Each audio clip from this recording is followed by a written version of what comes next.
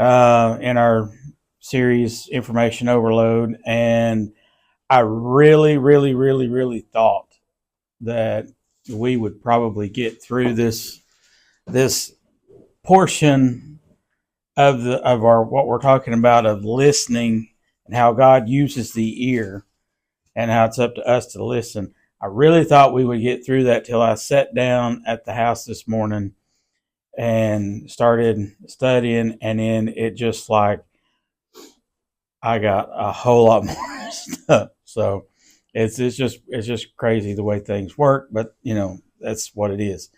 So if you've got your Bibles open to 1 Corinthians chapter number 2, we'll go ahead and read our text verses 9 and 10. It says, "But as it is written, eye hath not seen nor ear heard, neither entered into the heart of man the things which God hath prepared for them that love him, but God hath revealed them unto us by his Spirit, for the Spirit searcheth all things, yea, the deep things of God." And of course, last week we ended our Sunday school time last week talking about how back over in 1 Samuel chapter number 9, if you want to flip back over there, we're going to kind of be back over here in 1 Samuel probably for the rest of the Sunday school time. So you can either mark your place over in 1 Corinthians or just let it go, because I don't think we'll be back over there. But as we were talking about last week, and how important it is for us to listen, how God speaks through the man of God, how he had chosen Samuel, and he had this was one of the first things that in kind of like Samuel's tenure as being the chief priest, he's to call and to put the call of a king on somebody. This is coming after the Judges portion of Israel's history. They had been judged. God would raise someone up, and then obviously they would serve their time, and then he would take them down and bring someone else up back over in the book of Judges. And that's how he ruled the people. But the people wanted a king because all the other nations around them, where they were, they had a king. They wanted a king because why? They wanted to fit in. Kind of sound familiar? That's kind of like the church, the Christian. We want to fit into this world, but we're separate from this world. It's just kind of the way it is. But a lot of times, and we see churches moving in that direction to where they're assimilating to the world so that they can appease the world and try to draw the world in. And of course, we've all heard the analogies that it doesn't matter what you do, that you're never going to get someone to come to your side. Very, very few. It's just like the old analogy of the husband and wife, and the wife got saved, went to church, and kept begging and begging and begging and begging her husband to go to church with her. And finally, he got tired of listening to her every week, every Saturday, and stuff about, please go to church, go to church, go to church. He finally told her that if you'll go dance with me on Saturday night, I'll go to church with you on Sunday morning. And she went dancing with him down at the honky-tonk, the bar, whatever you want to call it, on a Saturday night. And then she gets up Sunday morning thinking that he's going to go to church, and he gets up and laughs in her face and says, if you're willing to throw away what you believe in for that, then I don't want any part to do with your God. That's the way, oftentimes, that's the way it happens in a Christian's life. If we kind of lower our expectations, if we kind of lower our convictions, we're never going to win the lost.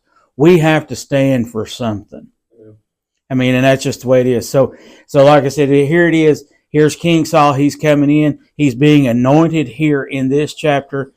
We see it in verses number 15 and 17. Now the Lord had told Samuel in his ear the day before Saul came, saying, tomorrow about this time I will send thee a man out of the land of Benjamin, the smallest of the tribes, and thou shalt anoint him to be captain over my people, which is to mean the king. He's to be the king of Israel, that he may save my people out of the hand of the Philistines.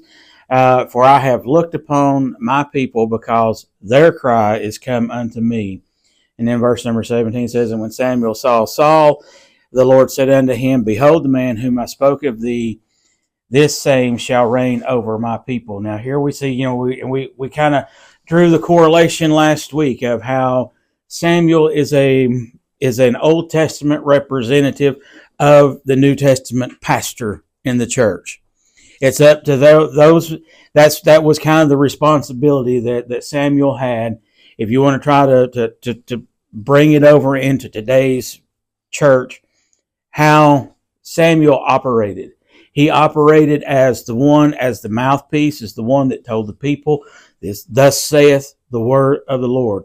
God spoke to me this, blah, blah, blah." The pastor, the Sunday school teacher, the preacher, the evangelist, whatever, gets up and says, "This is what God has told me, and I am conveying it to you." That's the same.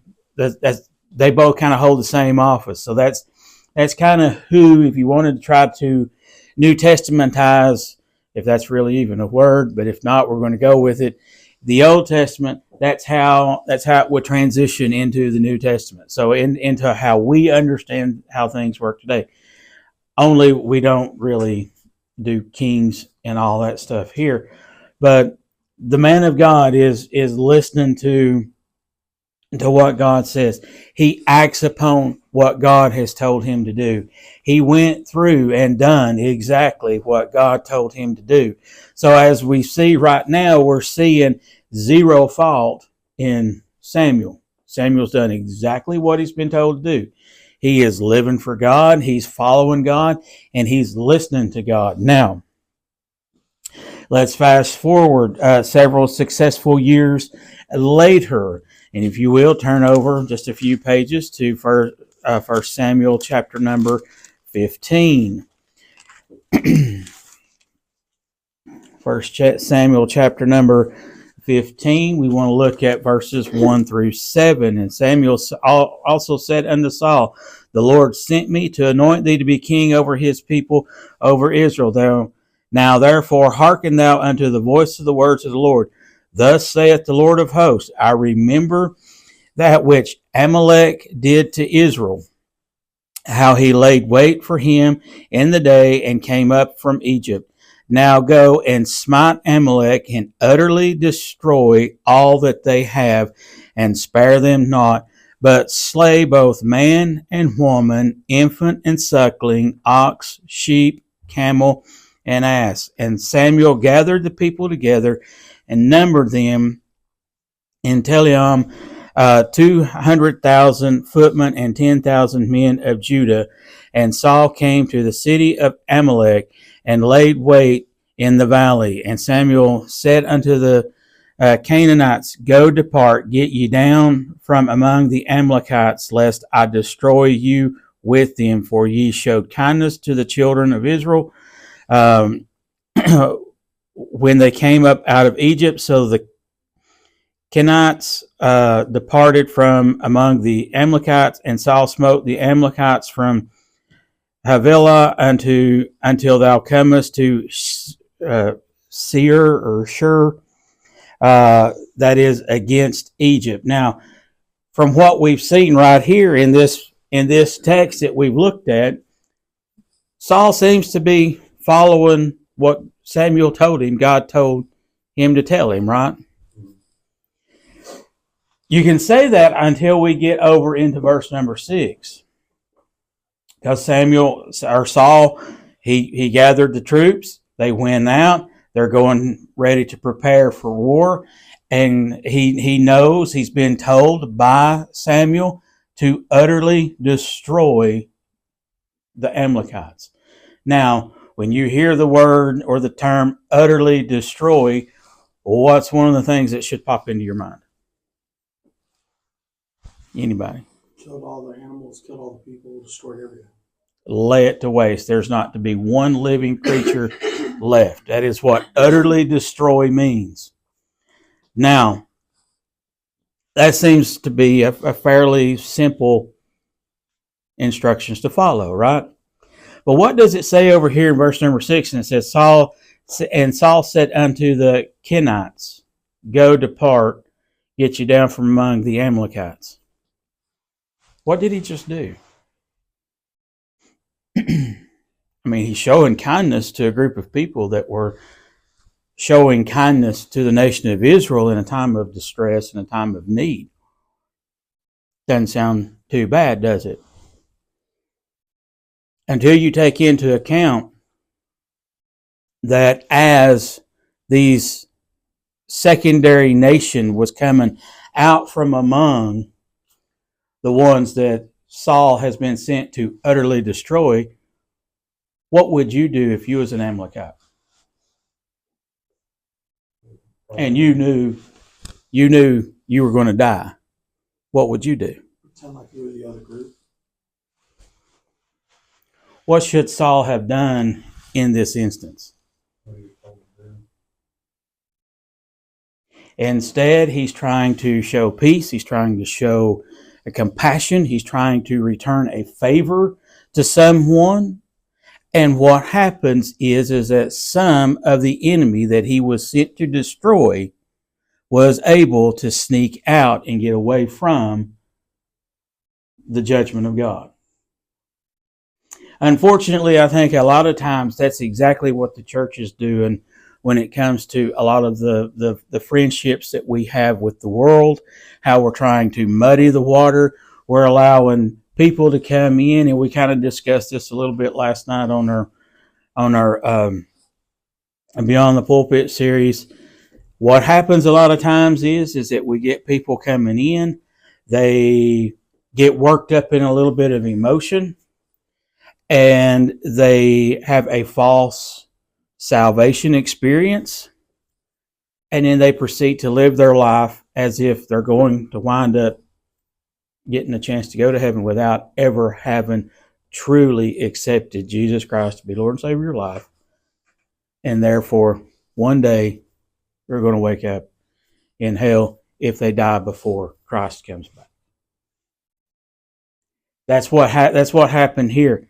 Samuel told Saul to utterly destroy the Amalekites. Saul goes up to do just that, but then he lets some people get through. Now, follow over with me here. Let's see. Let's look over here. Verse number 13. And Samuel came to Saul, and Saul said unto him, Blessed be thou the Lord. I have performed the commandment of the Lord. And Samuel said, What meaneth then this bleating of the sheep in mine ears, and the lowing of the oxen which I hear? Now, go back over to verse number 3. What did Samuel tell Saul? Now go and smite Amalek, and utterly destroy all that they have. Spare them not. Don't let anybody escape, but slay both man, woman, infant, and suckling. And then what does it say? Ox, sheep, camel, and ass. But what do we see over in verse number 14? When Samuel comes to confront Saul, it says, What meaneth then this bleating of the what? The sheep in mine ears, and the lowing of the what? Oxen, which I hear. And Saul said, They have brought them from the Amalekites, for the people spared the best of the sheep and of the oxen to sacrifice unto the Lord thy God, and the rest we have utterly destroyed. Then Samuel said unto Saul, Stay, and I will tell thee what the Lord hath said unto me this night. And he said unto him, Say on. Now that's Saul saying, Okay, tell me what God said. And Samuel said, When thou wast little in thine own sight, wast thou not made the head of the tribes of Israel? For the Lord anointed thee king over Israel. And the Lord sent thee on a journey, and said, Go and utterly destroy the sinners, the Amalekites, and fight against them until they be consumed. Wherefore then didst thou not obey the voice of the Lord, but didst fly upon the spoil, and didst evil in the sight of the Lord. And Saul said unto Samuel, Yea, I have obeyed the voice of the Lord, and I have gone the way which the Lord sent me, and have brought Agag, the king of Amalek, and have utterly destroyed the Amalekites. But the people took the spoil, the sheep. Now he's passing blame. And here in verse number 21, he's passing blame. He said, well, it wasn't my fault. I listened to the people. The people didn't obey God. I did. I did what God told me to do. Yet, a few verses back in verse number 14, he's bragging about what all he's done and that which he has brought with him. And then he tries to make it okay by giving an excuse for disobeying God. And when we disobey God, it doesn't matter what excuse we have. It ain't going to fly. As you go back to your childhood, anytime you got in trouble with your parents, your excuses, mine never did. I can say that for fairly certain. Never worked. I could come up with the best excuse ever. Didn't matter. I didn't do what I was told. I broke the rules. I went against mom and dad. The same thing is true when it comes to us and God. When God gives us a clear commandment to go and do, if we're listening, when we're listening to God and we're following God, here Saul, this is going to be difficult. Saul heard what Samuel told him. He went forth with the best intentions to perform that which he was given to do. Yet, once he gets into the middle of it, once he gets over there, he diverts course. And he starts listening to other people. And if we're not careful as Christians, instead of listening to God and doing what God has told us to do, either in our own studies or by the Sunday school teacher, or by the pastor when he gets up to preach, or the evangelist when he comes through, or another preacher in the church when they get an opportunity to stand and preach. When whatever that man of God has gotten up and conveyed to us, and we go, okay, yeah, I can do that, and then we just go right off and not do it. We're not obeying God.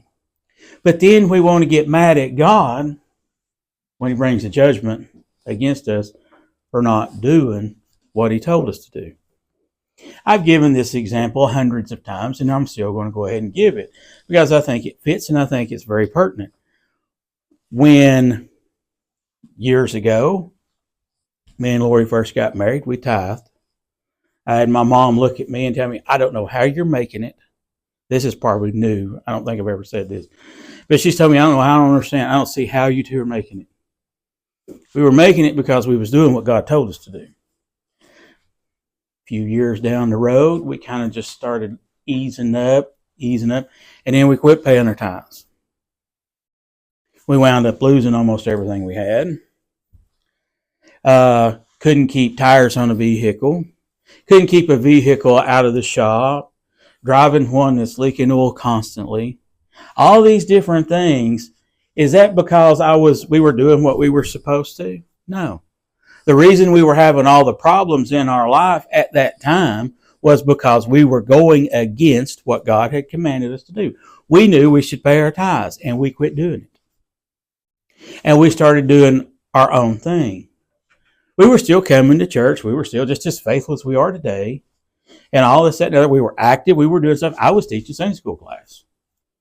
I was even beginning into my deaconship at that time, still not paying my tithe, still not doing what God told me to do, and still experiencing the judgment of God against me. Now, the difference was I did not get mad at God for what he was doing and putting me through because I understood. I knew what was going on. And I accepted that fact.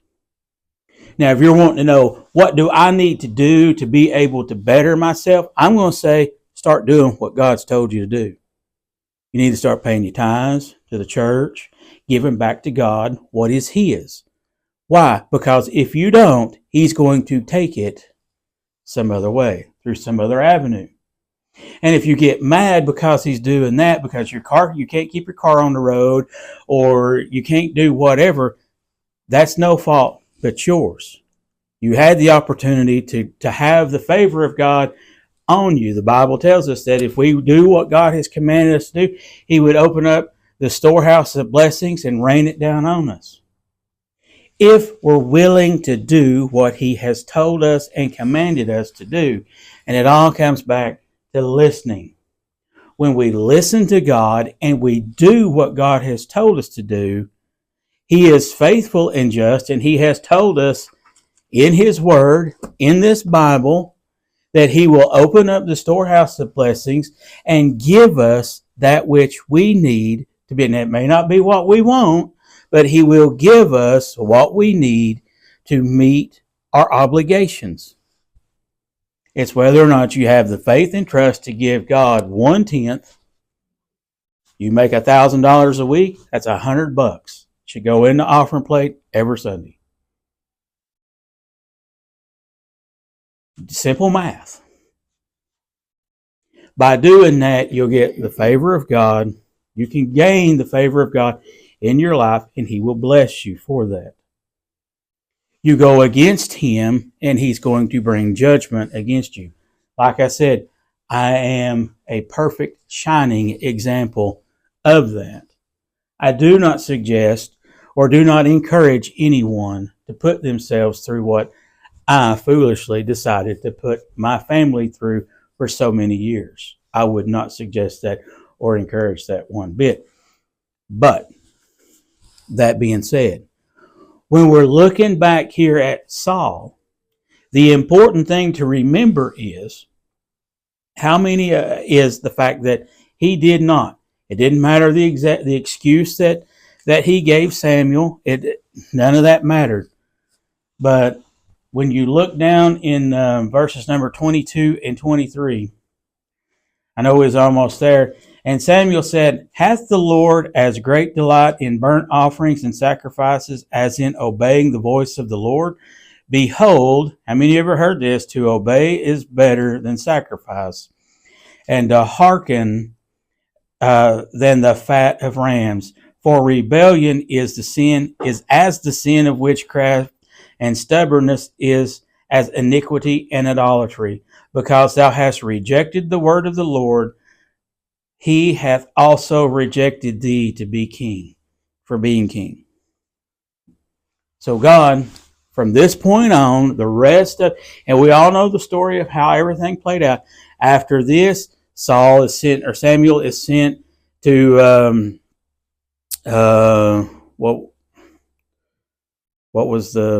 what David's dad? I can't remember. Jesse. He sent him to the house of Jesse and said, "I have chosen one of his sons to be the next king." Because at this point, God has pulled back His favor from Saul. Saul is still king, but Saul is now an earthly king without any direction from God for God's people. God has moved on, but that did not dissolve Saul's kingship. He was still king till the day he died. Okay, so that's nothing is going to take away. We can disobey God, but our salvation in God is never going to be dissolved. It's always going to be there. Now, the favor of God on our life will be removed. That's the important key here. Saul's kingship stayed. He was still king over God's people, but he did not have the favor of God in his life. Now, he's moved on to David. And now David is anointed to be king over Israel in Saul's stead when Saul is off the scene, dies and goes away. But we all know the battle that Saul had. We all know that Saul wanted David dead because he knew he was coming after his kingship. A whole nother story there. A whole nother set of circumstances. A whole nother Sunday school lesson in that. But when it comes right down to it, God would rather us, doesn't matter all the good things that we do. We can come to church, just like me. I came to church. I was faithful. I was here. I did this. I was involved here, involved there. It didn't matter, for the simple fact that I refused to pay my taxes and follow God. Not taxes, tithes. I'm like, wait a minute. Did I just say taxes? I know. Because I didn't pay my tithes. Just because I was doing everything else in the church did not make up for the fact that I was not paying my tithes. God still extracted probably more than what it would have cost me if I had just been faithful and paid my tithes. Doing the simple things, the little things that God desires of us. It's all listening. That's all He wants us to do. So now we see here that God would rather us be obedient to the Word of God and to do that which He's commanded us to do. But I'm going to try to hurry and get through this one last little part. But how many of you have ever heard of the book of Esther in the Bible? Esther was a Jewish lady, married into a Gentile family. She was taken. Now, she had an uncle. What was Mordecai? Mordecai, thank you, Brother Travis. Mordecai. I had every other name but that one wrote down over here in my notes. And I'm like, why did I not put that in there? But her uncle Mordecai. Now, this man named Haman in this story, I'm going to try to give you the condensed version. Haman has worked his way up in the kingdom, in the earthly kingdom, and has found favor in the king's sight. And his biggest dreaded enemy was Mordecai and the nation of Israel. And he had gotten the king, by sleight of hand, had gotten the king to sign a decree, put his seal and stamp into it, that once it's done, cannot be undone. That's key. Because the decree was at a certain time and a certain day and whatever year this was, that it was open season for anybody in the kingdom. They could kill any Jew that they wanted to, and there would be no repercussions, signed by the king. Well, the king don't care. Haman is getting what he wants, but Mordecai comes to Esther and says, you have been put in a position for God to use in such a time as this. And it's up to you. You have to decide whether or not you're going to be the champion for your people, or you're going to let us all die and yourself die, because once it's found out that you're a Jew, you're dead. And she was like, give me some time. And she started seeking God and how she can overcome all of this. Now, Haman, in the meantime, in the background, is building this tremendous gallows that he is having built specifically to hang Mordecai, his dreaded enemy. And then Esther comes in, finds favor in the king, because she told him, she said, if I go unto the king and he's not called for me, I could die right there. And he's like, if you don't, you're going to die over here. Either way, you're a dead girl. You have to decide. She decided. She went in. The king accepted her and brought her in and listened to her petition and her plea. And she wanted to fix a meal for him and done all of this stuff. And she found favor in the king's sight. So much so that eventually it came out, all the wickedness that Haman was doing and the plan that he had to utterly destroy all the Jews, that now the king realizes, I've signed a decree. There's nothing I can do. I cannot undo my own decree. So what they did was they drafted a new decree, putting in that this is the old decree. But guess what? Now I'm saying that if you so choose to desire to try to take out the nation of Israel or any Jew, they have the free right. And if they kill you because you tried to kill them, there's nothing happening to them either. So now we have what we like to call a Mexican standoff. So guess what? Nothing happened. But because of the underhandedness of this man named Haman against Mordecai, because now Esther and her family has found more favor in the sight of the king, now Haman is the enemy. And the gallows that he was having built, and if you don't know what a gallows is, it's what they hang people with. It's a big structure they used to build in the Wild West. You've seen them in the TV shows where they got the trap door and they pull the lever and down you go. Snap your neck and you hang there and shake. That's the gallows, okay? In the old Western TV shows and stuff like that. That's what the gallows are. The shaking on TV was for effect, emotional effect, or whatever it was. But anyway, you just saw the feet twitching. That's all But I'm so sorry, Geneva. But anyway, but now Haman is sent to the gallows that he had built for Mordecai. Question. We go back over into Samuel. What was Saul told to do? To utterly destroy the Amalekites, right? But we saw where he allowed some people to sneak by and to sneak out. And he did not fully do what he was instructed to do back over here in 1 Samuel chapter number 15, right? Esther was sometime later on down the road. Care to take a wild guess at the lineage of the man named Haman? You know what his lineage was?